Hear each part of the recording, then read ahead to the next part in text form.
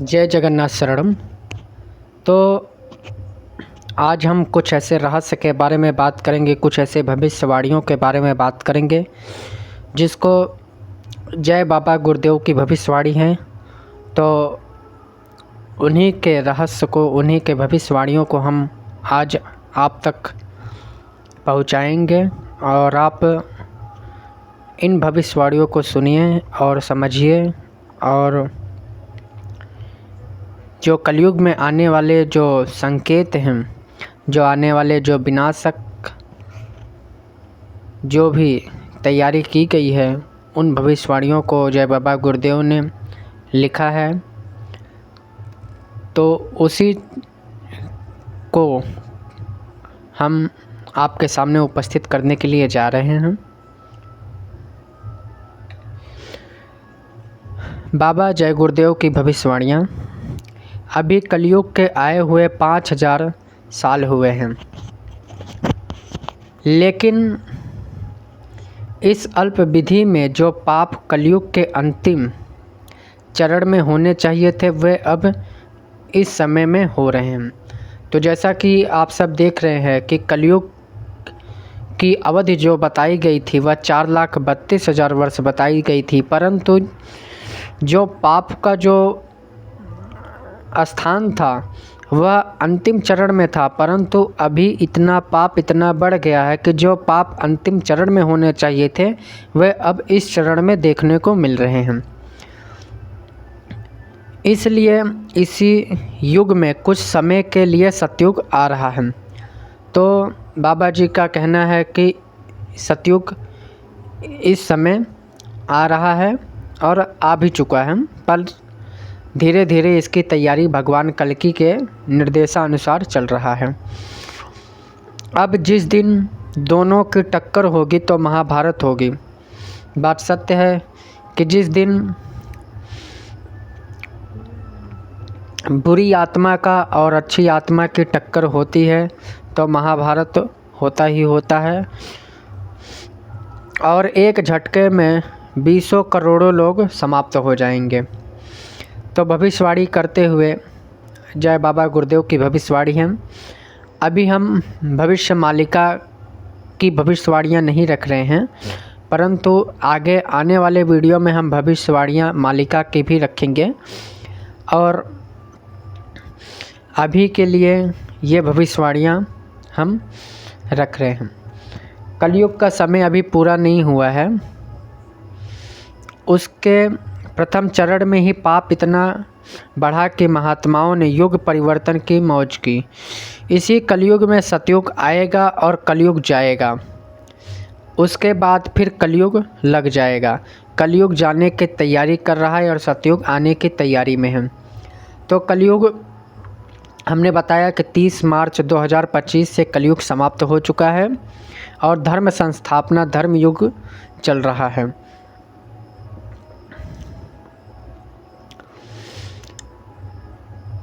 उसके बाद फिर कलयुग लग जाएगा। कलयुग जाने की तैयारी कर रहा है और सतयुग आने की तैयारी कर रहा है। जब दो युगों की टक्कर होती है तब तक महाभारत होता है, और जब महाभारत होता है तब विनाश होता है। यह बात सत्य है, जब जब महाभारत हुआ है तब तक विनाश हुआ है। अनेक मुल्कों के पास खतरनाक हथियार है, जैसा कि आज के समय में परमाणु बम है, सभी मुल्क के पास एटम बम है।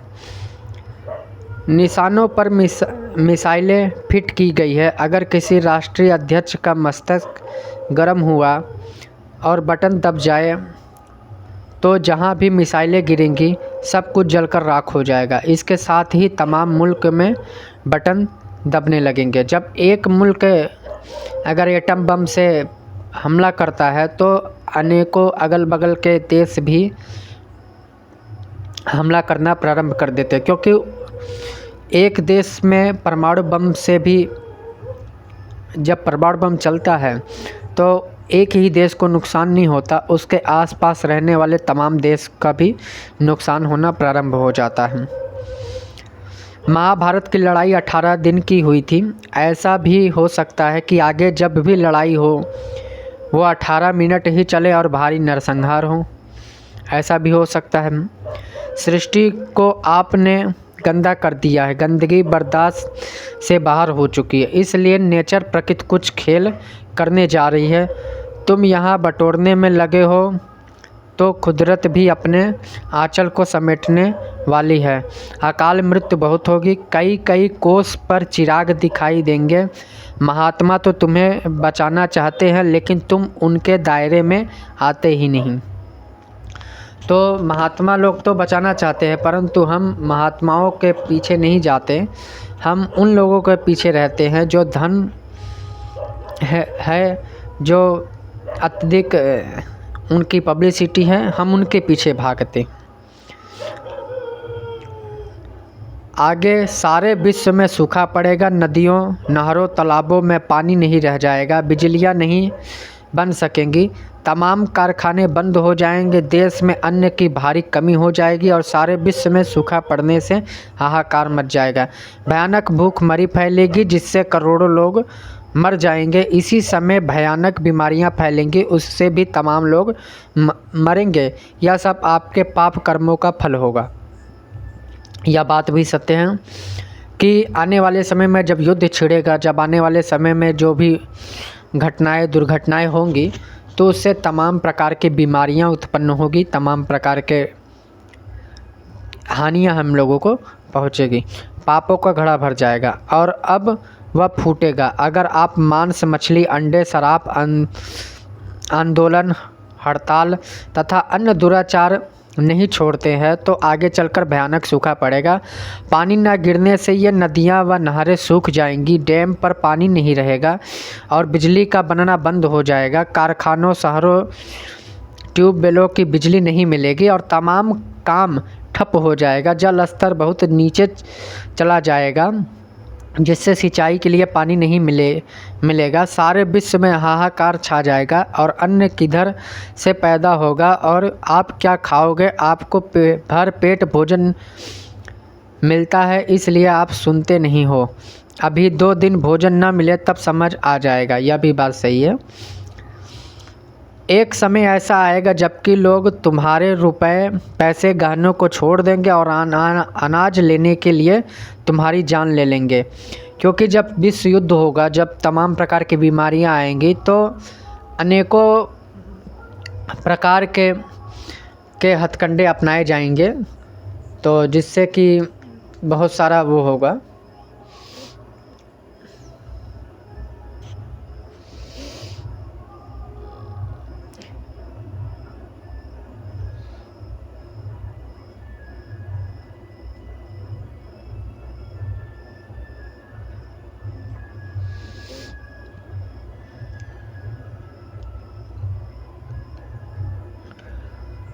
तो इसी विषय के बारे में बताया गया है।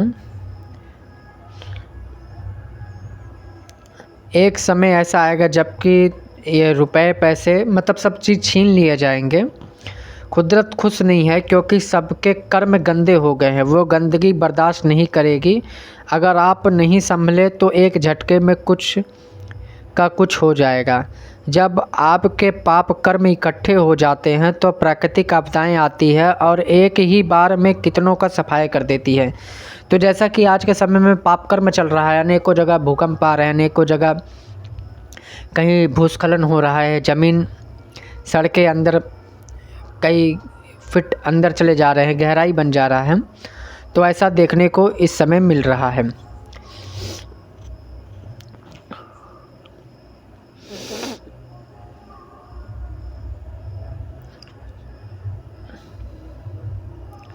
बहुत बड़ा भूकंप आने वाला है जिसकी अभी कोई कल्पना नहीं कर सकता। बड़ी बड़ी इमारतें गेंद की तरह आसमान में उछल जाएगी। परिवर्तन तो ऐसा होगा कि लोग रात को सोएंगे और सवेरे आदमी आदमी को ढूंढेंगे।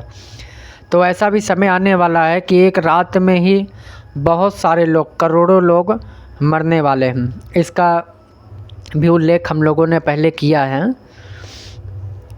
कि एक रात में बहुत कुछ होने वाला है। समय परिवर्तन होते देर नहीं लगता। तो बहुत सारे ऐसे भविष्यवाणियाँ हमारे पास हैं जो कि भविष्य मालिका से रिलेटेड भी है और अनेकों लोगों की भविष्यवाणियाँ हैं। यह तो अभी कुछ है, क्योंकि मैं उतना ज़्यादा डिटेल में तो बता नहीं सकता, बहुत सारा इसमें लिखा गया है, बहुत बड़ा वीडियो हो जाएगा, परंतु कुछ कुछ भविष्यवाणियाँ हम अवश्य पढ़ रहे हैं।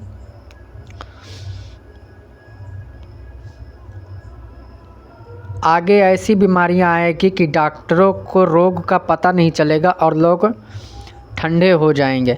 जब पाप का घड़ा भर जाता है तो सृष्टि में विप्लव होता है। कुदरत है अभी तो कभी धक्का मारती है, कभी तमाचा मारती है, और जब उथल पुथल कर देगी तो पता नहीं चलेगा कि कहाँ चले गए। पाप के बढ़ जाने पर कुदरत जब नाराज़ होगी तब पृथ्वी में उबाल आएगा और 80-90 फीट ऊपर आसमान में इमारतें उछल जाएंगी। यह बात भी सत्य है। जब भूकंप आएगा, जब सुनामी आएगी तो इमारतें ढह जाएंगी, कई इमारतें इधर से उधर अपनी जगह से स्थान छोड़ देंगी। तुम नहीं जानते कि भगवान की प्रकृति को खुदा की कुदरत क्या होती है। जब कुदरत अपना डंडा उठा लेती है तो चारों तरफ कोहराम मच जाता है, चीख पुकार मच जाती है। कुदरत तैयारी खड़ी है और कुछ करना चाहती है, मगर महात्मा उसको रोके हुए हैं। समय कम रह गया है, किसी आध्यात्मिक शक्ति के साथ जुड़ जाइए तो बचाव हो जाएगा। बाबा जी आपसे प्रार्थना ही कर सकते हैं। परिवर्तन का समय नज़दीक है। सतयुग के आने में और कलयुग के जाने में टक्कर होने जा रही है। उसमें एक झटके में 20 करोड़ों लोग साफ हो जाएंगे। विश्व की आबादी थोड़ी रह जाएगी। सतयुग आने पर सर्वत्र आनंद छा जाएगा। कलयुग में कलयुग जाएगा और कलयुग में ही कुछ समय के लिए सतयुग आएगा। जो लोग महात्माओं के वचनों को नहीं मानेंगे वह कलयुग और सतयुग के टक्कर के बीच में पिस जाएंगे। बचेंगे वही जैसे चक्की में कील से लगा गेहूं का दाना बच जाता है। समय बहुत ख़राब आ रहा है। अमेरिका भी रोएगा, चीन भी रोएगा, इंग्लैंड भी रोएगा, भारत और अरब देश भी सब रोएंगे। घर घर का समाज, समाज का देश, देश का संघर्ष अब कुछ करके रहेगा। अगर लोग नहीं समझेंगे तो ख़त्म हो जाएंगे। युग परिवर्तन होने जा रहा है, अभी वक्त है। कहा मान लीजिए अशुद्ध अंगार, अंडा, मांस, मछली, मदिरा का त्याग कर दीजिए। शुद्ध शाकाहारी अपने घर परिवार को बना लीजिए। कुदरत एक ही झटके में कुछ करना चाहती है। शीघ्र अति शीघ्र अपना सुधार कर लीजिए। आने वाली मुसीबत को गुरु कृपा, सत्संग, भजन व सेवा के बल से जगत को बचा लीजिए। अगर कुछ नहीं कर पाओ तो शाकाहारी ही हो जाओ। मुसीबत आ रही है और भयंकर रूप में आ रही है। यह सब तुम्हारे कर्मानुसार ही आएंगे। बाबा जी जो कुछ भी कहते हैं उसका उनको स्वप्न न होता, अब आभास मिलता और देख कर कहते हैं। तुम्हें आगाह करने के लिए तुमको सुनाते हैं, मेरी बात पर ध्यान दो। शराब, अंडा, मांस, मछली खाद्य वस्तुओं का सेवन छोड़ दीजिए। आंदोलन, हड़ताल, तोड़ फोड़ सब छोड़ दीजिए। बुराइयों की तरफ से मुंह मोड़ ले, धर्म के रास्ते पर आ जाए, यह आपके भले की बात है। दुनिया के लोग अब धर्म की तरफ नहीं मुड़ते तो परेशानियाँ तो आएंगी। वो चाहे ज़मीन से आ जाए, चाहे आसमान से आवे, चाहे पूर्व से आवे या पश्चिम से, परंतु अब यह आएंगी ज़रूर, इनको कोई रोक नहीं सकता। तो बहुत सारी ऐसी भविष्यवाणियाँ हैं कि आने वाले समय में बहुत सारा प्रकृति में परिवर्तन आने के लिए जा रहा है। तो हम लोगों को ईश्वर के द्वारा चुना गया है, ईश्वर के द्वारा बताया गया है कि प्रचार प्रसार करें और अधिक से अधिक लोगों को सूचित करें। तो बाबा जय गुरुदेव की ही भविष्यवाणी है। बहुत सारा भविष्यवाणी है, अभी तो केवल एक पेज ही हमने पढ़ा है, परंतु अनेकों ऐसे पेज हैं जो गुप्त रहस्य है, भविष्यवाणी हैं। फिर भी कुछ और पढ़ते हैं, फिर अपने वीडियो को कल के लिए कुछ भाग को रखते हैं, क्योंकि यह बहुत विशाल समुद्र है। तो इस समुद्र में से छोटी सी बूंद को अनेकों लोगों के पास है, ज्ञान का भंडार है। तो छोटी छोटी बूंद को ही लोग पाकर अपना प्रचार प्रसार करते हैं और धन्य हो जाते हैं इस छोटे से ज्ञान को लेकर। प्रकृति ने संपूर्ण प्राणी जगत के लिए अलग अलग भोजन की व्यवस्था की है, हमारे लिए अलग आहार को निर्धारित किया है, किंतु मानव ने प्रकृति द्वारा निर्धारित आहार को गौर समझकर अनेक प्रकार के मांस खाने लगा। जैसा कि नियम है कि भोजन से रस बनता है, फिर रक्त, मांस, मज्जा, अस्थि और अंत में शुक्र या वीर्य बनता है। ओज की सृष्टि होती है और यही ओज हमारी मानवीय बुद्धि का सृजन करता है। अज्ञानतावश अखाद्य पदार्थों के खाने से हमारी ओज शक्ति शून्य हो गई और शून्य के स्तर पर पहुंच गई और हम मानव होते हुए पशुवत हो गए। परिणाम ये हुआ कि पहले हम गिरे फिरे परिवार नष्ट हुए, उसके बाद व्यवस्था नष्ट हुई, व्यवस्था के नष्ट होने से राज्य भ्रष्ट हो गया और आज संपूर्ण व्यवस्था और मानवता नष्ट हो चुकी है। आज मनुष्य खुलेआम हत्या में लिप्त हो गया है, जिसके कारण अकाल मृत्यु हो रही है और जीवात्माएं प्रेत योनि में चली जा रही है। बच्चे और बच्चियों के चरित्र गिर गए हैं। आज संपूर्ण मानवता पथ भ्रष्ट होकर अज्ञानता और दुख की खाई में गिरकर चित्कार कर रही है। अब दुखों से छुटकारे का मूल स्थान संतों की शरण, बगैर उनकी शरण में गए अब मानव मात्र का कल्याण असंभव है। अगर अब भी चेतना नहीं आई तो प्रकृति अपने तरीके से काम करेगी और सबको दंड मिलेगा, व्यापक संहार होगा। यह बात सत्य है कि व्यापक संहार आने वाले समय में होने वाला है, अधिक मार काट आने वाले समय में मचने वाला है। तो इसी चीज़ को ध्यान में रखना है। हम कुछ जल्दी भी पढ़ रहे हैं क्योंकि बहुत सारे ऐसे भविष्यवाणियाँ हैं कि हम डिटेल में धीरे धीरे नहीं पढ़ सकते। कुदरत के नियमों के विपरीत लोगों का आचरण होने लगा है और भूड़ हत्याएं होने लगी है, जिसके कारण कुदरत सख्त नाराज है। महात्मा कहते हैं कि ऐसे समय में काल की शक्तियों सबको कर्मानुसार सजा देगी। महात्मा कहते हैं कि कुदरत के एक तमाचे में लोग को होश आ जाएगी, परिवर्तन होगा, अब जल्द होगा। कुदरत संकेत देने लगी है।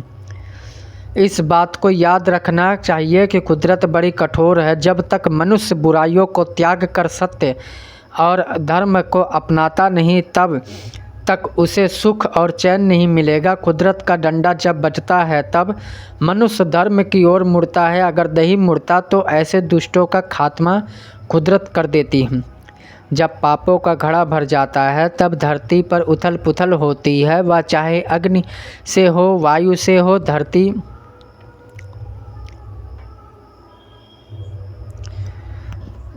से हो, आकाश से हो। ठीक यही स्थिति वर्तमान में है।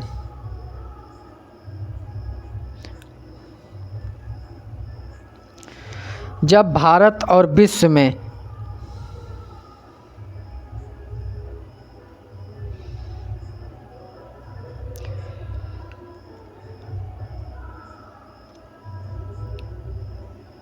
के देशों में सूखा पड़ेगा और अन्न का दाना नहीं मिलेगा, तब तुम्हारी अकल ठिकाने आ जाएगी। कुदरत का एक ही डंडा तुम्हारे लिए काफ़ी है।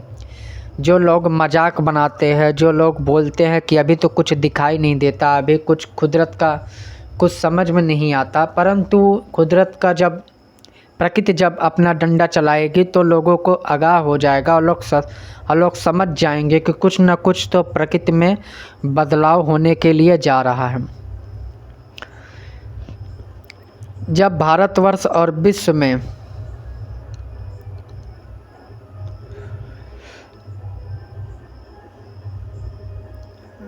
देशों में सूखा पड़ेगा और अन्न का दाना नहीं, तो ये सब है।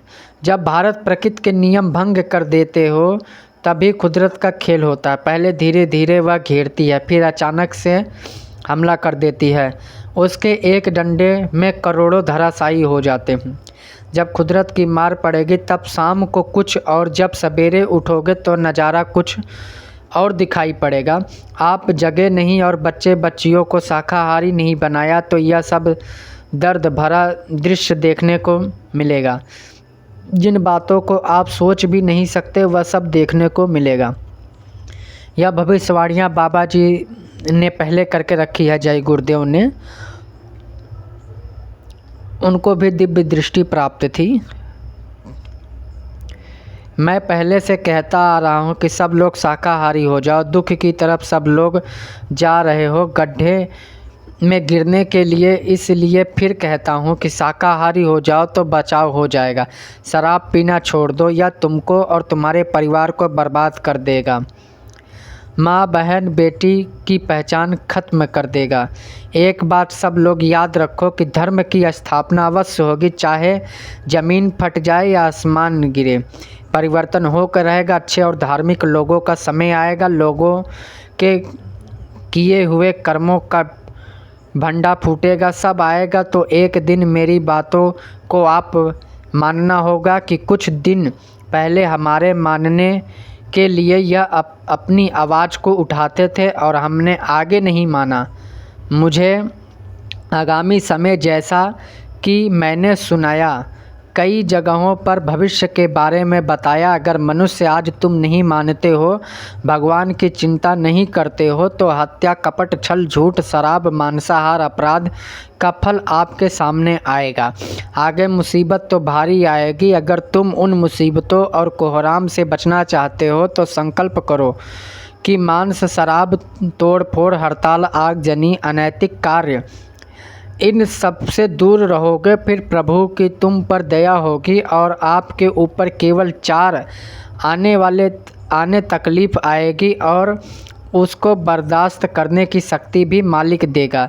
याद रखो, अगर तुमने बातों को नहीं माना तो 16 आने से 18 आने तक तकलीफ़ें आ सकती है आएगी और तुम्हें रोना और भोगना पड़ेगा। अभी तुमको समझाया जा रहा है और माफ़ी मिल सकती है, किंतु न्याय के लख्त पर बैठने पर काफ़ी प्रश्न ही नहीं उठता। जैसे भी करोगे उसका फैसला तुम्हारे सामने है। जब पृथ्वी पर पाप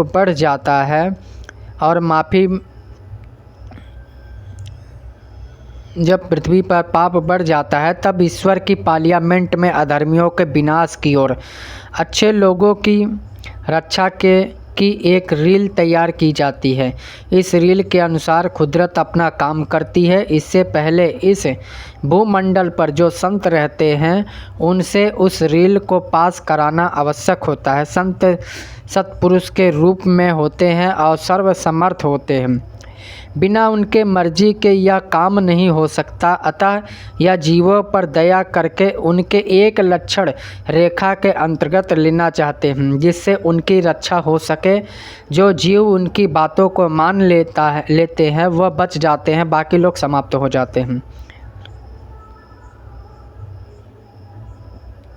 तो ऐसे बहुत से भविष्यवाणियाँ हैं जो कि जय बाबा गुरुदेव के द्वारा की गई है। अब हम अगले वीडियो में अगली भविष्यवाणियों को रखेंगे, क्योंकि रात अत्यधिक हो चुकी है, तो इसलिए हमें अपने इस वीडियो को यहीं पर विराम देना पड़ेगा। जय जगन्नाथ। आप सब हमसे जुड़े रहें और हमारे वीडियो को अत्यधिक शेयर करें, देखें और समझने का प्रयास करें, क्योंकि आने वाला जो समय है वह बहुत ही विचित्र और विशाल स्थिति उत्पन्न करने वाला है, जिसको लोग अभी मजाक मान रहे हैं। अपने ज्ञान के स्तर पर वह इस वक्तव्य का हो सकता है उनको यकीन न हो, परंतु आने वाला समय बहुत ही विकट परिस्थिति उत्पन्न करने वाला है, क्योंकि देश विदेश में भी देखने को मिल रहा है और आने वाले समय में यहाँ भी देखने को मिलेगा। हमें अपनी बुद्धि को सीमित नहीं रखना है, हमें अपनी बुद्धि को पूरे ब्रह्मांड के लेवल पर ले जाना है। जब हम अपनी ज्ञान को, अपनी बुद्धि को ब्रह्मांड के लेवल पर ले जाते हैं, तब हमें पता चलता है कि हाँ, वास्तविक में सनातन क्या है, वास्तविक में ब्रह्मांड का नियम क्या है, वास्तविक में किस लिए इस पृथ्वी का निर्माण हुआ है।